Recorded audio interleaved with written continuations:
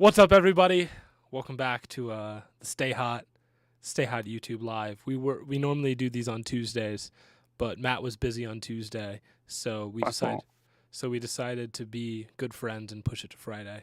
No, I think it was me who was busy on Tuesday. No, Matt it was Matt. It was Matt, and then we tried to schedule a new time, and you and I were busy for that new time. So, here we are. What can I say? Everyone go take the new all-time NBA ranking quiz. Curry hasn't touched the tail of Bron's legacy. I agree. You're going to hear some people be ridiculous about that because the rings are now the same and blah, blah, blah, blah. But yeah, no, obviously not. Curry, he isn't Bron, and he'll never be Bron, as far as I'm concerned. Love Bron. Love Bron. Hello, everybody. I'm reporting live from. There's some people walking around here, so I might get kicked out. But I'm at the University of Oregon right now. If anybody in the chat is at the University of Oregon, let me know where to be so I don't get kicked out of here at some point. Anyway, yes. Curry Why are you at the Warriors. University of Oregon, man? I'm on a trip up because I needed some Wi-Fi. All right, I needed some Wi-Fi, so I stopped in at the University of Oregon. Normal people, when they need Wi-Fi, they go to like a Starbucks, a McDonald's. Theo went to the University of Oregon. There's gonna be people talking and orders getting placed at a Starbucks or McDonald's. At the University of Oregon, there's no students here, so it's just me. That's a good point. Just bring the people at the McDonald's on the podcast as like a guest. What do you think of Curry's legacy? Here's what I think. Steph Curry is top 10 all time, and I think, honestly, he has been for a minute now. I don't think that he really broke into it. I think he did just break into it.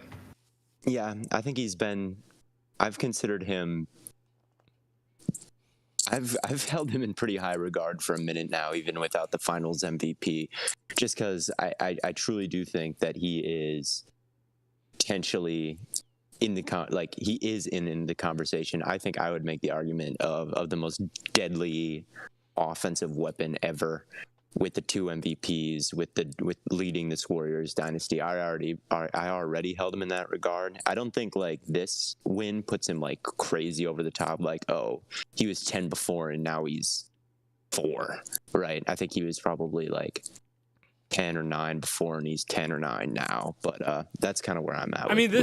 I think Curry he was not top 10 before this win, in my opinion. No? Maybe he was okay. He would be far and away the worst defender in the top 10 with no Finals MVPs and like arguably the worst longevity of anybody in the top 10. I don't know. Maybe. I mean, one interesting thing I found the other day is that Shaq has no all defensive team selections. Mm-hmm. I'm not saying that he's the worst defender or anything, but like I would even argue like Curry is that's a wild stat to me. So I don't know. Well, it's not because Shaq was a bad defender. It's because of how all defensive teams are set up. This is why they need to go positionless for these awards, man. It's such bullshit. Yeah. Shaq had to be a top 2 defensive center. Curry has to be a top 4 defensive guard. It's like not even top 4. Yeah. Oh, because it's not just point guard. Worst longevity. First and second. There's first and second. Yeah. Go ahead, Matt. Well, yeah. First and second team point. Yeah. 2 point guards. Yeah, that's what I mean. Yeah. Curry has probably the worst longevity of anybody in the top 10 before this season. I think absolutely, right? I mean, he hadn't been like, obviously his career's not over, but as it stands now, everybody else in the top 10, you got to realize like Tim Duncan did it forever. A lot of those other guys did it forever. Curry, he's been really great, like top 10 player, great for like 7 years. That's pretty low for a top 10 all-time player. Yeah, I would say so. I would say that like his offensive peak, especially 2016, which is probably when I think of like the great seasons ever, is just as high as anybody. But yeah, I don't know. I just hold him I held him in a pretty high regard. I think I even held him in probably a higher regard than the average person. Not that I'm like a diehard, Warriors fan or anything, but I do. He's a Curry sexual. I like I say, I do like Curry probably. I'm a bit of a Curry fan, I guess, which is not something that comes up a lot, but in moments like this, it sort of does. Like when I tweeted, just make sure you're appreciating the Warriors dynasty. It's easy for me to say for someone who kind of roots for Curry, but I don't root for Curry. Do you appreciate it? I don't appreciate the KD years, but I do appreciate this iteration. I don't appreciate it any more than I do any other like team that goes and wins the finals. Fair. Like them being great for a long time isn't like preferable to me for like, I don't know, like just like a bunch of different teams winning. I suppose I do like dynasties. Like I don't like dynasties. I would rather my team be the dynasty. But I do think like having these like decade by decade defining teams that win a lot of championships and sort of the big villain. I mean, I do think that that's kind of nice to have in sports. I don't want it like the KD years for Golden State where you just knew that they were going to win the whole thing. Like you knew it before the season started. I would have bet my life on it. And sure enough, they went and did it, barring injury. That's what I don't like. But like, if there's like a team that wins 4 rings in a decade, I kind of think that's good for this sport. I really do. So I don't know. I like seeing greatness like that as long as it's not too overpowered and ridiculous. But I mean, I think that whole thing of like, oh, well, you know who's gonna win, barring injury. That's kind of how the NBA is just set up anyway. And like, no, it's not. Well, okay, not always. Not necessarily to the point of like you know who's gonna win as soon as the season starts, but it's always just the most talented team that stays healthy, right? I mean, kind of. It sort of is. I don't think everybody had the Bucks winning last year, or not everybody had the Warriors winning this year. I think like the Warriors and LeBron kind of shifted everybody's thoughts on like how easy it is to get places. I also think that people overestimate how much of a stone cold lock it was that those two teams are going to meet in the finals 4 straight times. They did, but the idea that like even the Warriors outside of maybe 2017 were just like walking to the finals, I think is like not. I don't think it's true. Yeah, there was the Rockets. They played back-to-back. Yeah, they had to go win back-to-back elimination games, and it took an injury and like an unbelievable bad shooting stretch, like historically like the worst ever to get them to the finals. 27 straight. Turn out that way, but like I wonder how many elimination games those two teams played in that 4-year stretch. I would guess 7 or 8. Yeah, because the Cavs had to beat the Celtics. I mean, the Cavs struggled again. Didn't they take the Celtics to 7? And yeah, they were down 3-2 in that. They played the Pacers in a game 7 and 20. Yeah. Paul George brought them ways. Was Derrick Rose? No, that was too early. I'm thinking way too early now. Like if the Bucks had won it all this year, that would have been a team where people would have looked back and said, "We knew it from the start," you know? Yeah. Yeah, I guess. But like also the Bucks got hurt, right? The Bucks probably would have been here, right? Maybe. I mean, and that's what we talk like. And when I say the most talented team that stays healthy is going to win the finals, if the Bucks are healthy, they probably go to the finals. I don't know if they necessarily win it, but that's the thing. But they're probably just as good defensively as the Celtics, and we know that they can score on a consistent basis because Giannis can put up 40 whenever he wants. Well, before the season, I think like. Yeah, I don't know. Before the season, and the Bucks weren't the 1 seed this year or anything like that. Like the Warriors were always the 1 seed when they had KD. The Bucks were what, the 3 seed, the 4 seed, something like that. So I mean, the Cavs were always like the 6 seed, bro. They were always like... Yeah, I mean, I don't know. I just think like people. I don't even know what we're talking about at this point. But, yeah, I just think like as long as you don't feel strongly like a team is unbeatable. As long as like before the season there's some parity and it's like, yeah, the Warriors are the best team, they've got the best odds, like I'm fine with that happening year in and year out, as long as there's some like other I do like dynasties in that way. I do think that they're healthy for the sport instead of, I mean, I think like the NHL playoffs, that's kind of a good example. The NHL playoffs are usually crazy, totally unpredictable. You never know, like 1 seeds will get swept by 8 seeds, and it's like cool. and that's interesting to watch. But like once the great team is out of the playoffs, it does kind of. I don't know. I'd rather the two best teams meet at the end. I don't know. I do like dynasties. I do like them, as long as they're not too overpowered. And it gives us more to talk about. And it grows the legend of players even more, right? If they're part of a dynasty, it grows their legend more. So I enjoy them in a weird way. I wonder how good the Celtics are going to be next year. I do too. I think they're going to be really great. I don't think they'll be back. I would. I mean, that's a pretty safe assumption. Right. Yeah. I mean, what do the Celtics need consistent scoring, and is there anything they can really do to gain that? Like other than just well, they need playmaking, right? Like add a playmaker, but like Tatum needs to be better. But if the path is just like, well, Tatum gets better. Their offense just could be better. Like they don't run very many good sets. It's not a talent thing too much with them. As far as like who they could go get, I mean, they have a lot of their future picks. If they wanted to be super aggressive, nobody's stopping them. But I wonder if they'll actually end up doing that.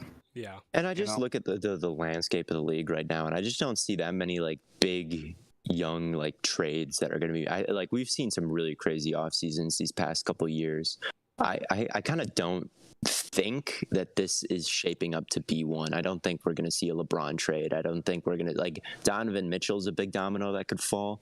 But outside of that, I don't think we're seeing like the Paul George moves or the Jimmy Butler moves or that caliber of offseason that we have. The Kawhi trade, some of the greatest, the KD move, some of the greatest players of all time switching teams. I think this like maybe the Nets blow it up, but I think like we're kind of settled in for a little bit yet, and we're not going to quite. We're kind of in a period where everybody feels like they've got a pretty good shot, and teams are going to kind of stick to their guns a little bit because I think even that the Nets blowing it up was unbelievable. Unlikely. I think because I thought KD even said that he wanted to stay.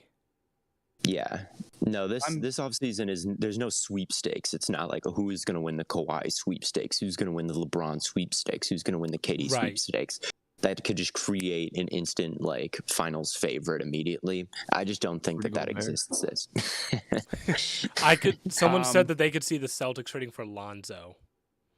Oh, that would be well, if his knees are right.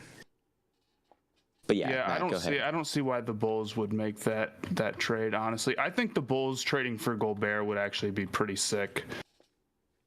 I think their defense would be ridiculous. I think they'd have the best defense in the league. And I think they'd make them like, a team that's at least at the level where it's like, okay, if they stay healthy versus everyone else, maybe they can actually be the team to come out of the East. For any interior defending player for them, but especially we'll see. The Celtics are still pretty young. They have time to figure this out, but like, man. It's a tough way to go out. It's kind of like the Bengals a little bit, where the Bengals are a team where they're young and they could absolutely come back, like to use a football reference, they could absolutely come back with how young their core is. But also this was your best shot. And just like the AFC in football, the East right now is just completely random with a lot of what was the 1 and 6 seed separated by 2.5 wins this year? Making it like the East is just kind of like really competitive, and all the teams are kind of similar right now, I think. So to make it through twice in a row, you'd have to be a pretty head and shoulders above the rest. And the Celtics don't. Yeah, I mean, you just need some breaks. It's hard to ask. Like that's the thing about winning a championship. People don't like to admit that, but like a lot of times, you just need the luck on your side. And it's unlikely that you get it twice. Yeah. And that's the thing with the Bengals too. Is like the Bengals had so much go their way, and it's like yes, they were good, but like you have to be good and lucky.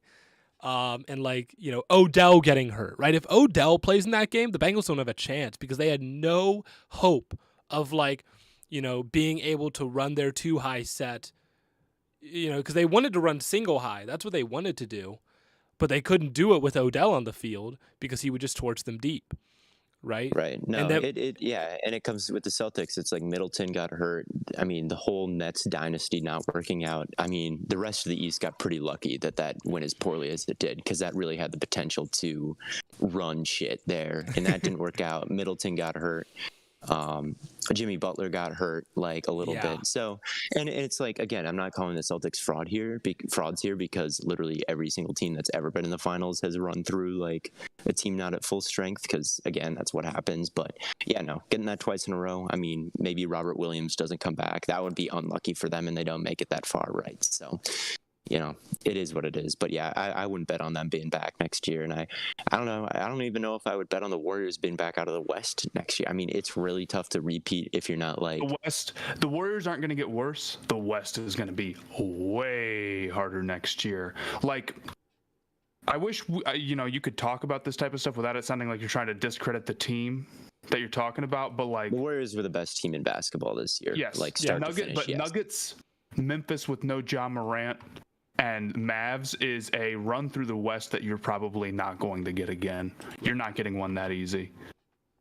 Yeah, Nuggets back. I mean, Nuggets could very easily win the West. Paul George and Kawhi straight up like missing a team with like Paul George getting COVID and missing that play-in game, and the Pelicans winning and them getting in when it could have been, the Clippers with Kawhi coming back or about to come back. Like, that was the scenario that was on the table, right? So, like, in a world where that's happening and MPJ and Jamal Murray are back, like, yeah, it's like I think the Warriors should be the favorites to win it all next year, but I don't know if I'd bet on either of these teams being back in the finals next year, just because, you got to bet on. I mean, neither of these teams were in the finals. Like, everyone thought Suns versus Bucks was like a lock to repeat. That was like a very commonly held take. And neither of those teams made the finals. And I don't think these two teams are even in a situation to repeat as strongly as they were. So project randomness, like the Warriors dynasty, it's been phenomenal, and it could very well continue. But, everyone they win could be this could definitely be the last finals like Curry wins. It's difficult. Yeah, well, we can give the Warriors their flowers. Like, Steve Kerr's been a phenomenal coach over this stretch. Oh yeah, they've done a great job of retooling this roster, right? Losing Kevin Durant and then being like, right? Having Clay come back from injury and not be as explosive and laterally quick as he once was. Draymond's not nearly as good offensively, and they just like found a way.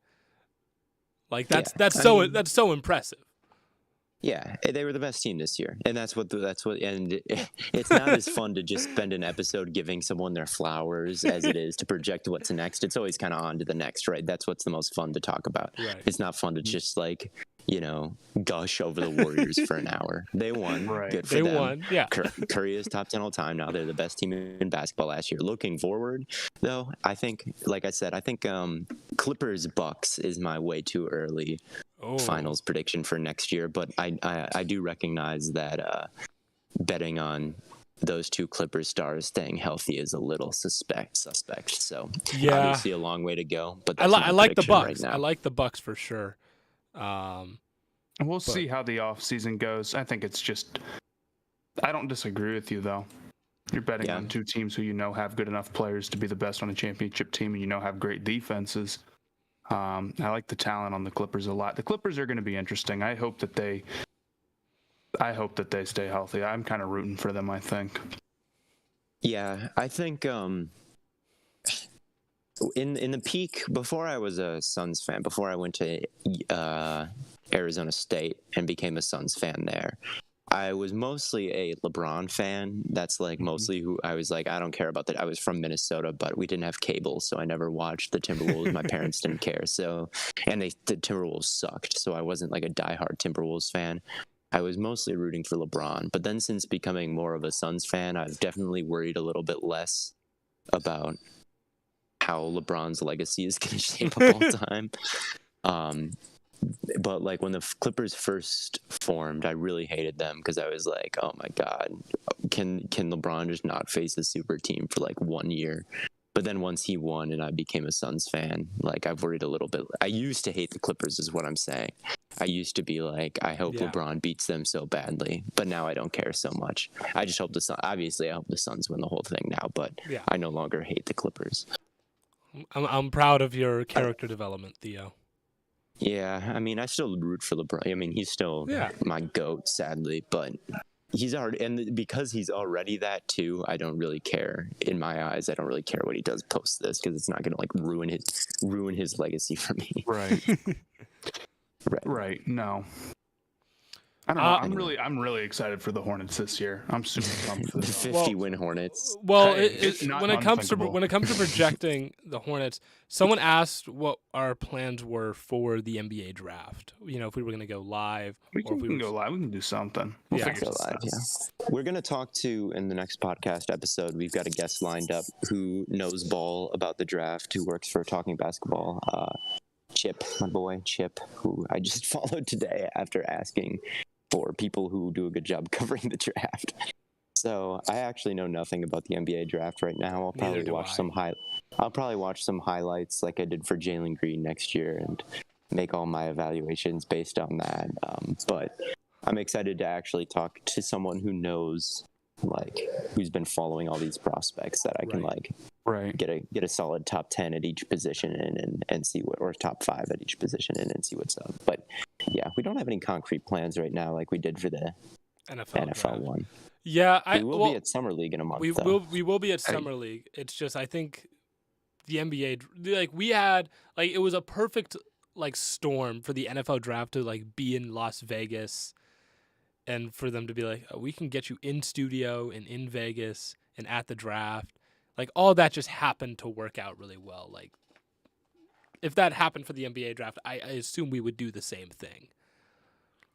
But yeah, probably. But anyway, our plan is we'll probably go live and talk about all sorts of things.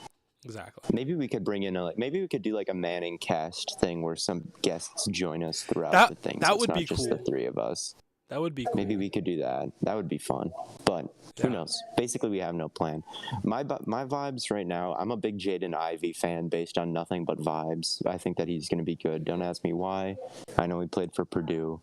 He just seems like he's going to be good in my humble opinion. I'm definitely going to hunker down and watch some prospects and really form. Not on everybody, but on some of the top guys. And yes, who would you guys say has a brighter future, the Hornets or the Timberwolves? Ooh, I would say the Hornets, just because I think the Timberwolves. The Timberwolves seem a little bit more maxed out right now to me than the Hornets do. That's where I stand. Like, I think Ant is really good, but I mean, I'm not the world's biggest Cat fan. Cat kind of is what he is. D'Lo kind of is what he is. Who even knows if he's going to be on the team long term? Right. And with the Hornets, you can see how like the Hornets are way younger, and they've got way more prospects where you can see like maybe that guy breaks out, maybe that guy breaks out. They have 2 firsts this year. Yeah, no, I do think the Hornets are not I do think like the Timberwolves weren't bad, right? I mean they were in the play, like, and like D'Lo was like a good piece for them this year, which, you know, I don't know if we can always say that about D'Lo, but yeah, he was good. Yeah, I don't know. I just feel like this year especially, it was like, wow, he was such a great leader, right? He kept this team kind of down to earth.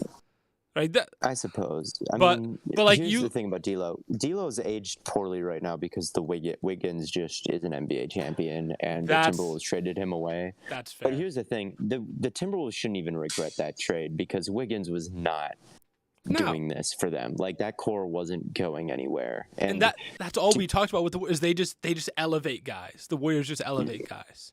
Right. No, Timberwolves fans shouldn't. I mean, Wiggins would have walked for nothing on the Timberwolves. Like, he just would not be the guy he is right now there. I'm convinced. Like, they tried it for many years, Cat and Wiggins. They tried it. It wasn't working. Yeah. They got a borderline all-star for him. They made the playoff. Like, I think D'Lo's reputation is way down right now just because of that Wiggins trade, and like the Warriors ended up winning the trade, but the Timberwolves still should have made it, I think. Yeah, no, I don't think they'd be in a better spot.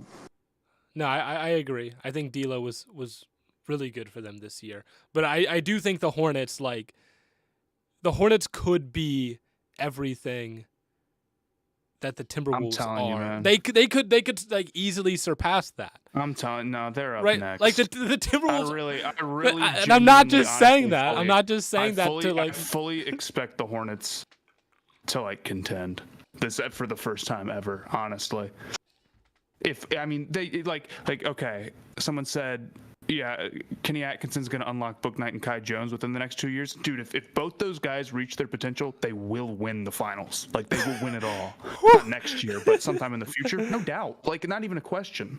Those guys' ceilings are, like, nuts. We watched them at Summer League. They were nice. I'm excited. I'm excited to see what the Hornets do in Summer League.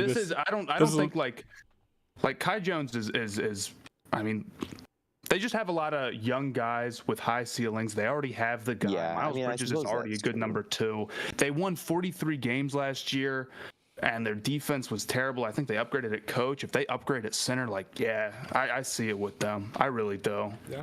I would say, like, I think they could suffer from the Heat, like, who is getting a bucket for them? Like, who is their elite scorer?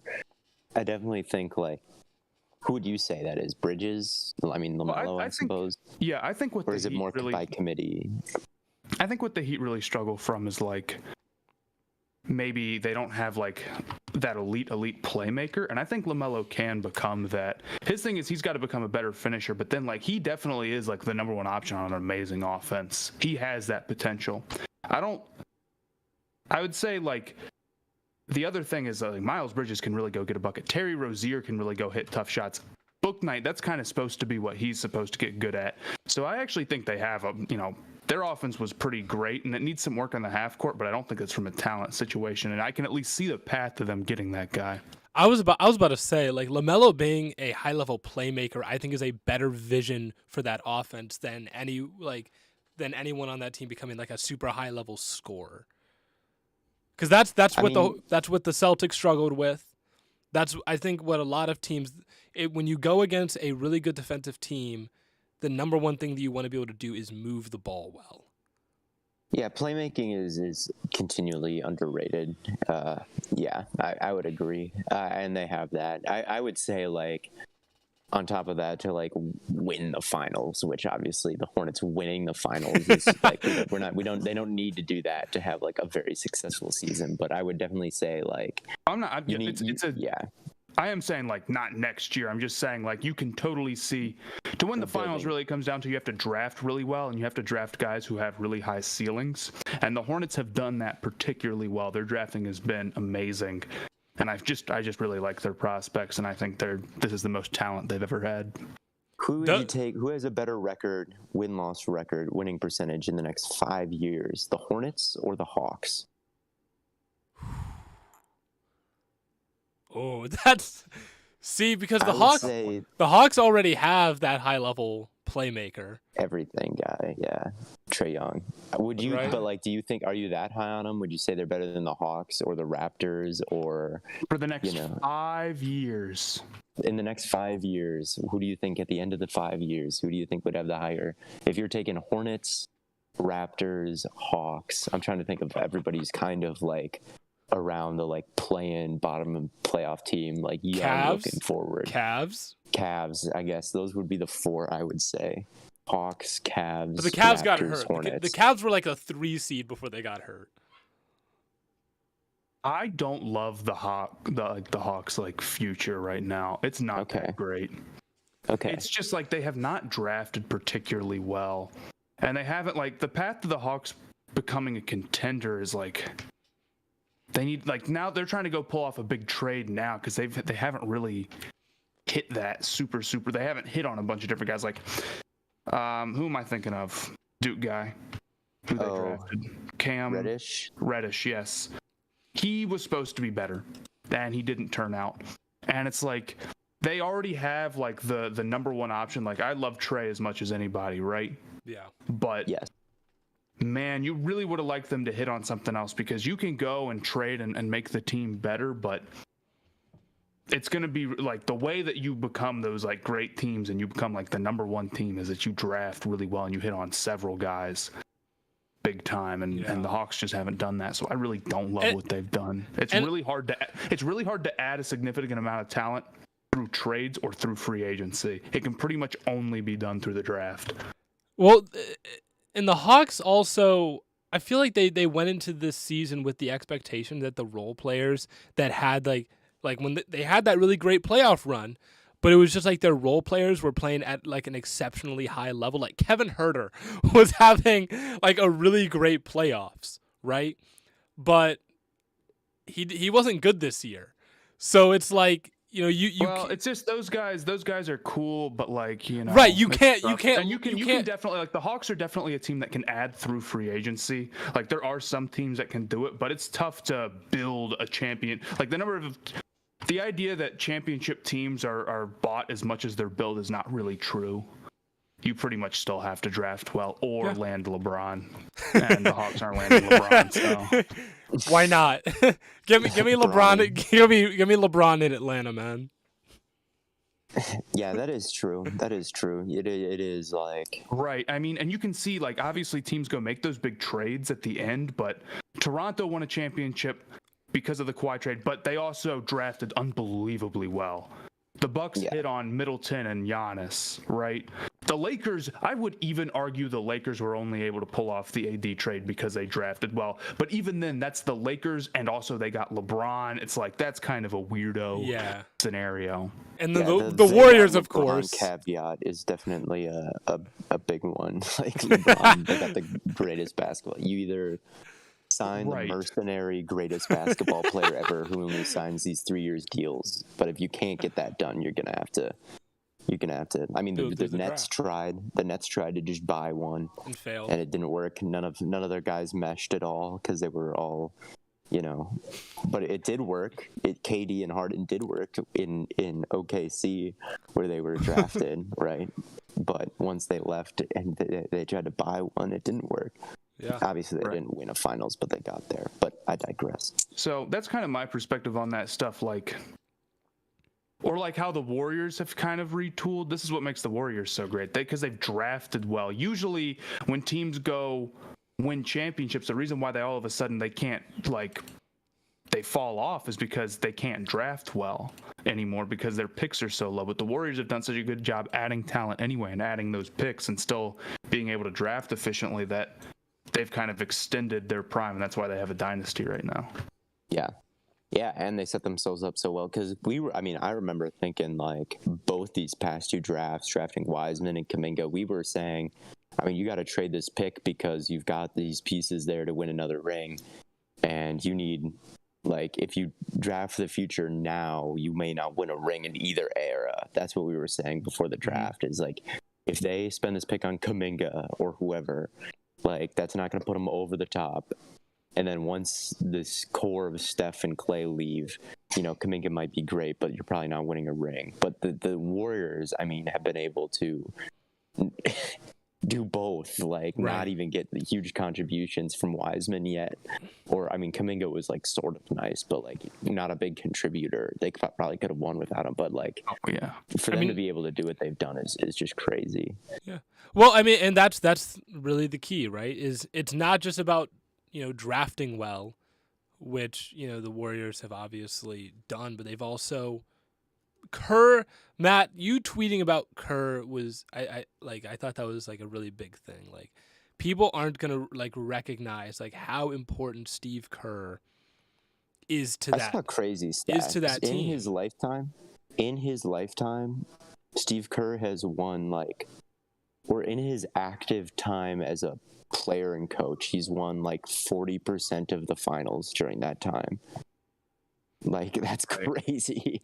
That's crazy. It's like, and maybe like as a player, it's like a little bit of luck that he got to play with. Oh yeah, absolutely. You know, Jordan and whatnot. But nothing little bit about it, man. Yeah, it's luck. But, like, but then to, like, but he obviously knows the game to the point where he can come in and just basically build this Warriors team from scratch.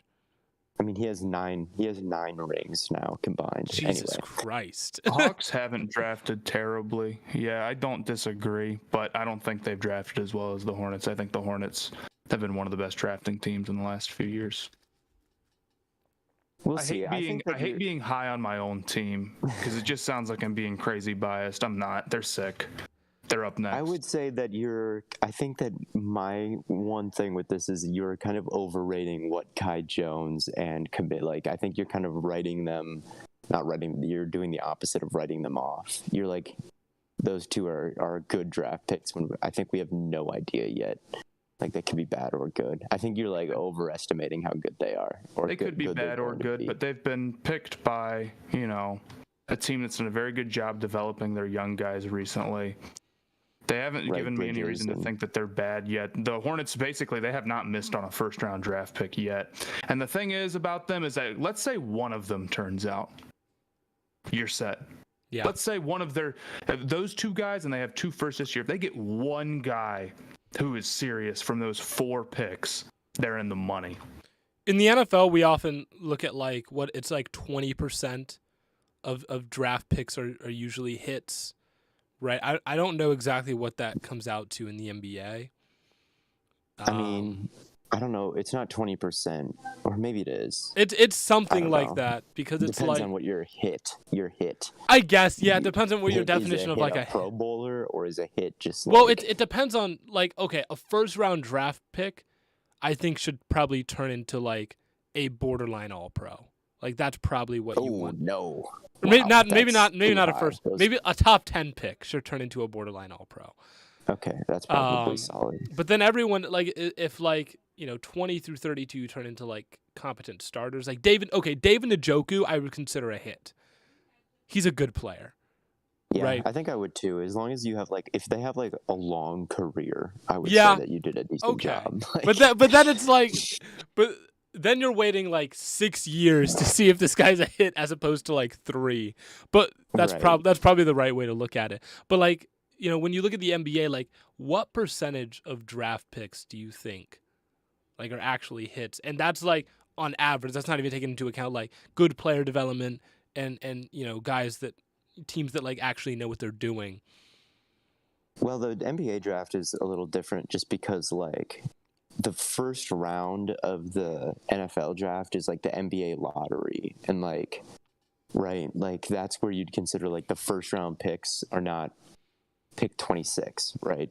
It's like picks 1 through like 13, and then after that you're not quite taking flyers, but like it's not a direct conversion, right? Like NBA first round and NFL first round. I don't know. It's probably about the same thing, where it's like you would just like need to shorten your scale. Like a first round pick is like a top 7 pick or top 5 pick in the NBA, where you expect like the top 5 to be a borderline All Pro or a borderline All Star, and then from like 5 to 10 you expect them to be like good starters, and then 11 plus you're expecting them to be like role players, and then anything in the second round is just a complete flyer or something like that. So I don't know what the exact numbers are, but I think that's just important to note about the NBA draft is like you'd probably expect, if in a draft in a first round, like 8 of them turn out to be like really notable good players, you're probably like, okay, that was pretty good. Like if 8 of them turn out to be like good starters, you're probably like, okay, that's pretty solid. That was a strong draft, yeah.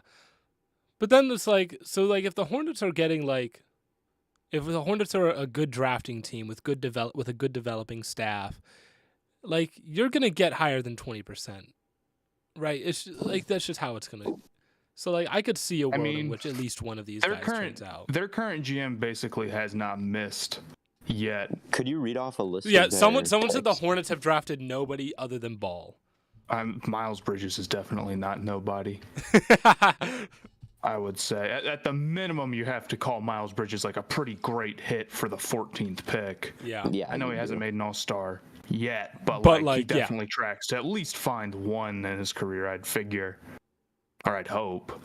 The guys that they've drafted in the first round. Oh, they drafted Gilgeous-Alexander. Yeah, but that's. They decided to trade back, so then they had the Clippers or whoever call in that pick, so they didn't really pick Shea. It's like how that's those NBA, the way NBA trades work are so like weird like that it makes people think that certain teams drafted certain players because they technically did, but that doesn't mean the Hornets actually selected that player. You know, if you trade for a pick, like is it only during the draft? It's hard to trade the picks like for some teams during the draft. Tough. Hey, you know, those guys were gonna. Hold on. What? You got like booted out, so I have to like reorder. Oh damn. It's fine. Just give me like 15 seconds. I'll have it fixed. Anyway. Anywho. Just a lot of the times the picks aren't like legit, like they aren't trading the players, they're trading the picks, and they just have to pick it first because of the Stephen rule and all that. Got you. Okay. Yeah, and it's a pain. But the Hornets have drafted, it would be PJ Washington, who is good. Nothing crazy, but like outside of the top 10, like PJ is a very strong player. He's one of those guys who maybe isn't amazing, but he's a very nice role player because he has a skill set that a lot of teams like. He's like Cam Johnson in that sense, you know? Yeah. They drafted LaMelo, which was obviously great. They drafted Miles Bridges, which is obviously great. And then who is the other guy that? Because I'm going off of just what Kupchak's drafted. Right. Who am I forgetting? Matt, I think Monk? we lost your camera too. Oh shit! What the fuck? You guys just moved back. Not Monk. Oh, never mind. No. We're good again. We're good again. I am not. I don't know why I can't think of it. Maybe it's just those three guys. Maybe I'm dumb. Well, where was he that would before? be it. I mean, outside of guys who, but they've also drafted Devontae Graham, who they ended up trading for a first-round pick. So, and that was a second-rounder. And they've missed very, very infrequently. And I really like the draft that they had last year. And those guys, you know, three really high-ceiling guys who I think are going to be very solid. But I won't call those hits yet. But Mitch Kupchak also is a guy who hit on Brandon Ingram and Julius Randle and all those guys with the Lakers too. And you remember the Lakers picked up Kuzma real late and they picked up Josh Hart real late. So Kupchak's very good at finding guys later in the draft who end up being quality NBA players. And he's got a pretty... Miles Bridges realistically isn't anything but a role player, literally averaged 20 a game. What are we talking about?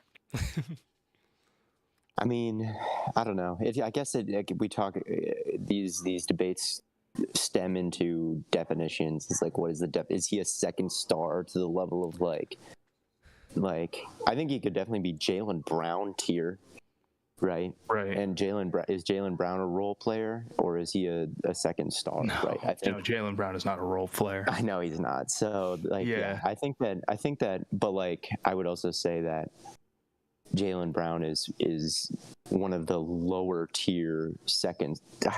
Is he though?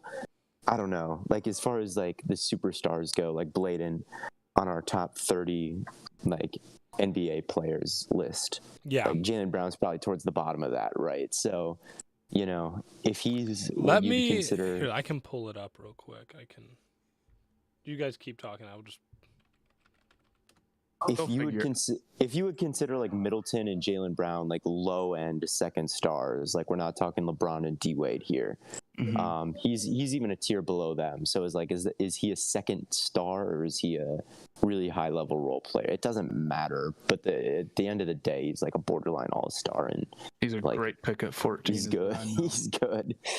Yeah, and he's also 23 years old. And he's improved every single year. So I would say that I'm very high on him. He's clearly working very hard this offseason, not posting anything on his Instagram story that would suggest different. Hey, what I'm telling myself is that he's improved so far. So that pink lemonade, man. That pink he lemonade. Can do whatever he wants. He's an overrated rapper, though. I gotta say, but also I'm also white and not really a huge like Detroit rap enthusiast. So let me ask you guys this: he's not making music. Will my album be better than Drake's? Drake's? Well, I'll be honest. To one song. I listened to. Well, I listened to less than one song, and on Twitter I called it the whole album a Stone Cold Zero, based on the strength of the 2 minutes that I listened to. But here's the thing: dude thinks he's what's his face? Here's the thing: I don't care. All right, look, Drake. I've listened to plenty of Drake since 2016. All right, and none of his projects have been very good. Okay, none of them. All right, so like, why am I going to subject myself to 53? I'm on vacation. Right, he is totally lost. Like I'm gonna have to sit down and listen to this whole thing. Everybody on my timeline hated it. I don't even like Drake. I don't even Neither like do Prime Drake that much. I don't even like Prime Drake that much. So if he's gonna drop an album that everybody hates, it's I'm 52 not listening minutes to it. long, and the first song just is ass. It's like. It's like, why? This is just not my thing. It's like, sorry, dude. Like, Drake to me is on the tier of like, like Drake right now seriously is on like a Logic tier to me. I swear to God. Like, I legitimately think he's just bad. Theo and I'm like, no, he's literally not good. Like, he's on the tier of like, I don't know, some bad rapper. Thoughts on the Joji album though? I don't listen to him. Yeah. Fantano gave one of the songs a 10 out of 10. Oh. And I kind of agree. I thought it was a pretty damn good song. His career is crazy. I don't know if it might be. Now he's like a very good musical artist. He is. Now, I don't know if he's quite as good of like, I don't want to see, this is going to be the bullshit. It's going to come off as me like slandering Joji. I don't know how good of a singer he actually is. His auto-tune is very heavy. Yeah, well, but like at the same time, it's like a lot of artists are like that. One of my favorite albums of all time is 22 a Million by Bon Iver, and that's just like, oh my god, that's like the most auto-tuned album of all time. There's no problem with auto-tune. Like I don't have a problem with it. Not even auto-tune, but I like King Cruel. He can't sing, but yeah, like there's nothing wrong. I use auto-tune a little bit. Like there's nothing wrong with it. Tom Waits. But yeah, no. Someone said bring Fantano on the pod. Yeah, let me call him up right now. I kind of want him to review my album, but if he's like actually ultra critical of it and gives it like a 4, I'm gonna be really upset. So I don't want. So like. I don't even think a 4 is ultra critical. A Fantano 4, he probably gave 22 a Million a 4. I love that album, and he didn't like it at all. Fair enough.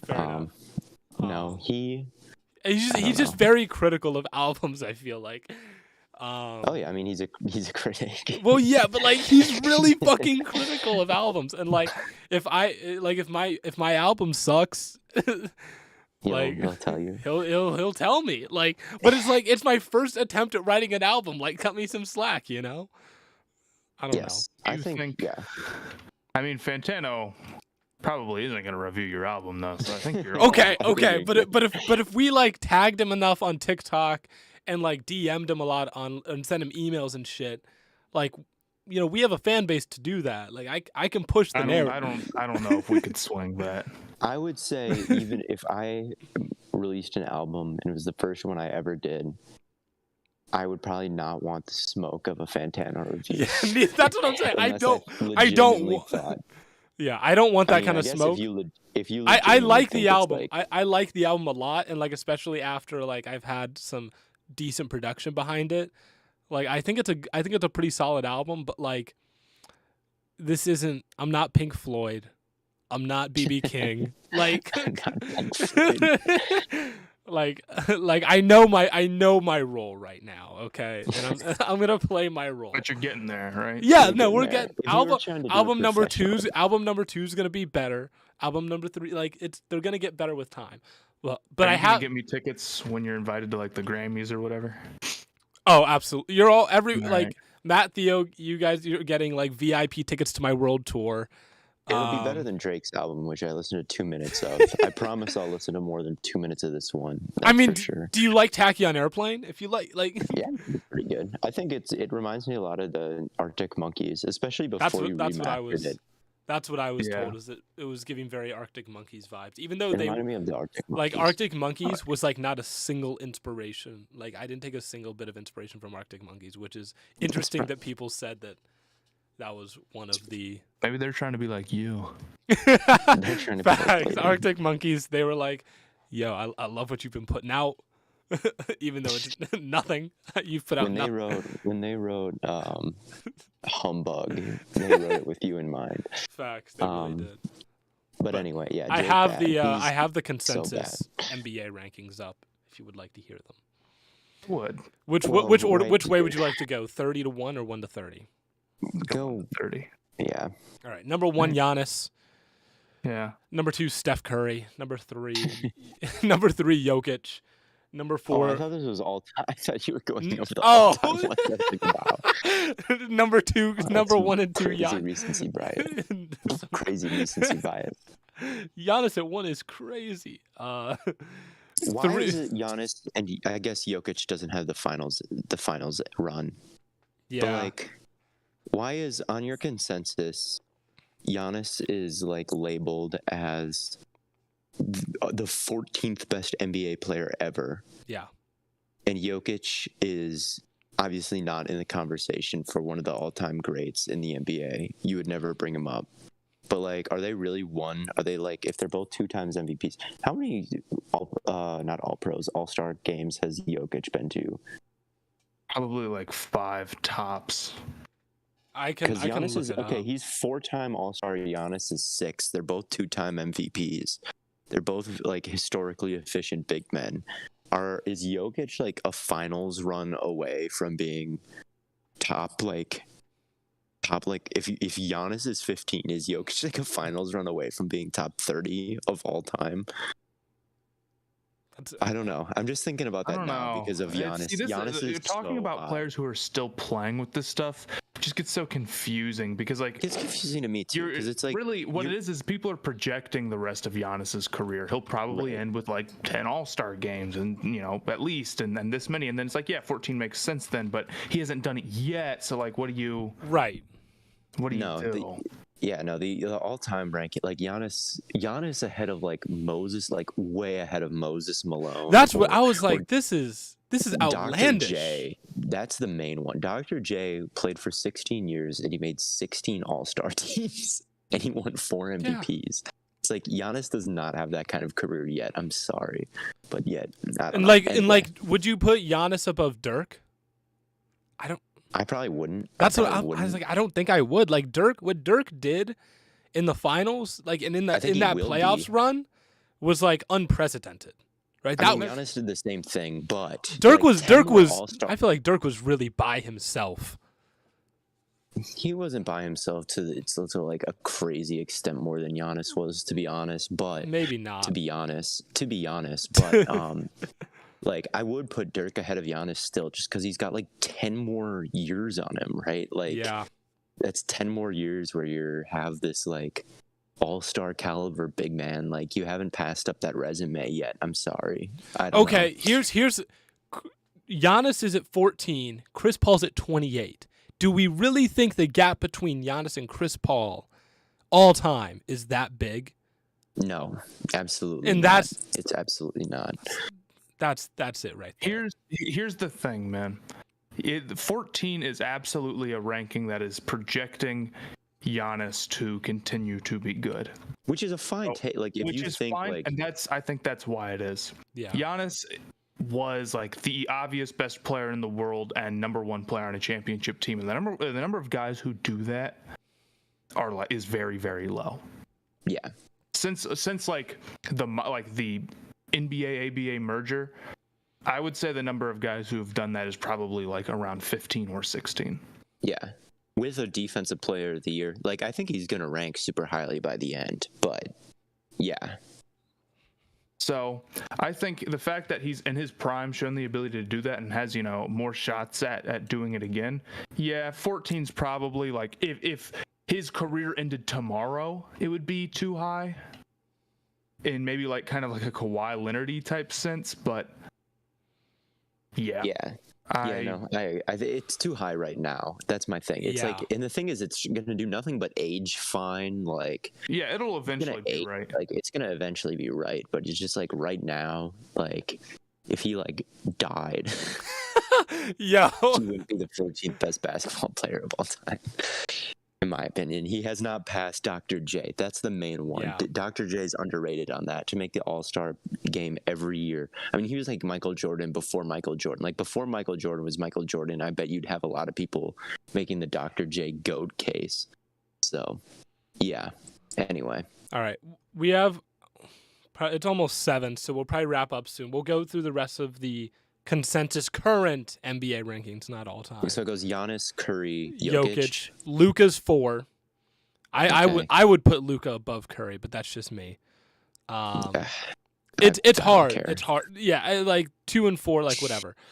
Kevin Durant's 5, LeBron 6, Embiid 7, Kawhi 8, Jason Tatum 9, Jimmy Butler 10, Ja Morant 11. Ooh, too high. Kyrie at 12. Devin Booker at 13. Dame. Kyrie is not the 12th best basketball player. I was waiting. I was like, "There's no way you guys aren't going to say anything about that." If KD and Kyrie going out in the first round getting swept is not like proof that the whole like creating your own shot thing is, there's more to it than that. There's more to the NBA than that. You can't just judge players off that type of stuff and like offensive skill set. I don't know what will. Yeah, Booker is also not 13 in my book. Yeah, Booker is also because Trae Young has not been named yet. You're right, and he's better than everybody you named.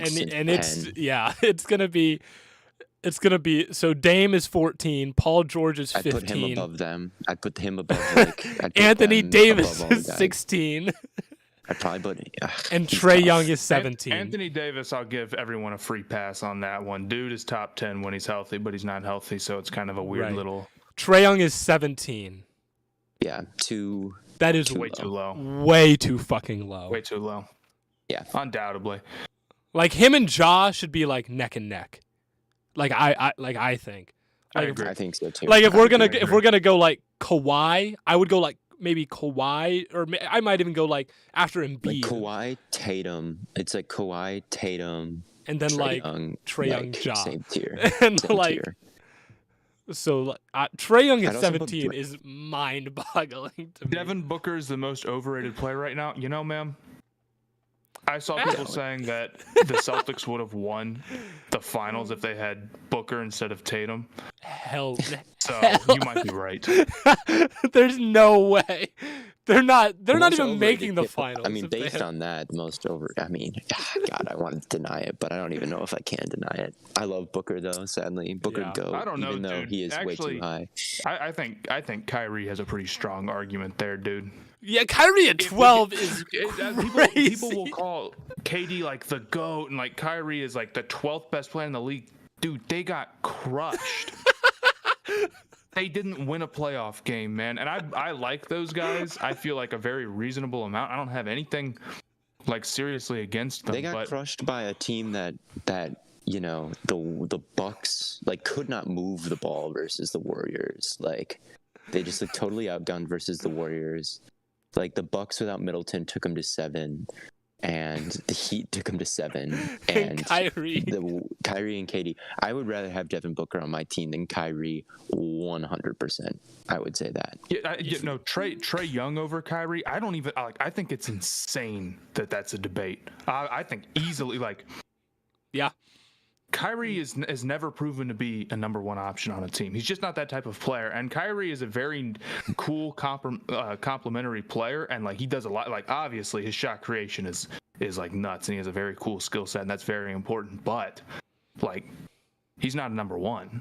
Right. Trae Young is. Like Kyrie literally went to Boston to try and be a number one. Couldn't do it. Yeah, and he's never healthy. He's just always on some shit, right? He never plays, and he's also a diva. If AD's getting shit on for not being healthy, and like, I don't know, man. Yeah, no, I would if you were like for 2022, who would you rather like? You're starting a team.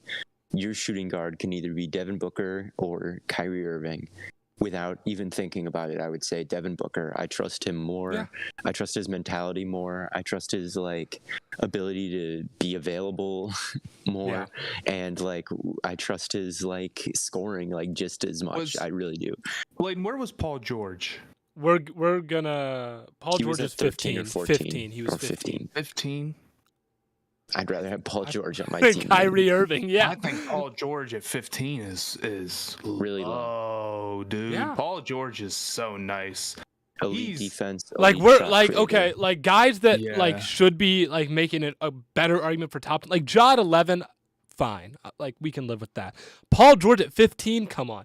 Trae Young at 15. I think What are Paul we- George could be better than Tatum by a hair. I think he's a better finisher at the rim. I think that they're kind of similar. I think that they're very similar players, honestly. Tall, Yeah. like guard forward, like skill sets, tall, good at defense, great range. And kind of you wish their playmaking was a little bit better, but they've gotten better at it. I think that George and Tatum is like not exactly a bad comparison. And Tatum's finishing, like, oh my God, the amount of times I saw him foul baiting, like at the basket was so annoying. Like I would give George the edge in that area. So if Tatum is 9, I think and I think Tatum deserves to be 9. Like Paul George is like 8 or 10 or somewhere in that range. 100% Well. Yeah, agree. if And we this go is Kawhi- totally a product of him not playing this year. Yeah. But Oh, yeah. people have completely forgotten how good Paul George is. It is what it is. No, I think he's the best shooting guard in the league right now. Yeah. So Trae Young was 17, DeMar DeRozan 18, Chris Paul 19, James Harden 20, Jaylen Brown. I think Harden is too high. Jaylen Brown 21. You guys were talking about Jaylen Brown. Brandon Ingram is better than all these people. Yeah. Brandon Ingram, we're gonna get. He's low. He's really I know. low. I know. Cat is 22. BI Donovan better. Mitchell's 23. BI better. Zach LaVine is 24. Zion Williamson's 25. Bradley Beal is 26. Some of these guys, better. Zion Williamson's like he's played like one full season of games, but if he does play, like he's better than the 25th best player. So I don't know. It is tough. James Harden at 20. Look, you're debating if you would give him the max right now. Like you would really. I think James Harden over Donovan Mitchell is maybe a little hard right now. I get it with Harden. Like if he gets, I guess I'm willing to suspend my disbelief until next season, and we will see what happens and how he looks because he's kind of had a weird couple of years with the injury stuff. But yes, he's on washed watch. I would give BI a max in like 1 second if he was like I would like the suit. Maybe he's already on one. But if Brandon Ingram was like I would like the tip of the mountain supermax deal, I'd be like, here you go, Brandon Ingram. Please continue. And playing Brandon for me. Ingram is If Harden 27. asked- 27. If Harden asked for it, I would tell him to get the fuck out of here. I really would.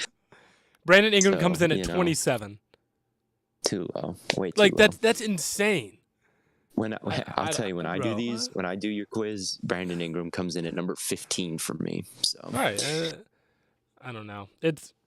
And then I Rudy think that's Gobert's not true 28. knowledge. Well, Rudy Gobert's 28. Darius he's Garland's actually better than the 28th best player in the league. Darius probably. Garland's 29 and also SGA underrated. is 30.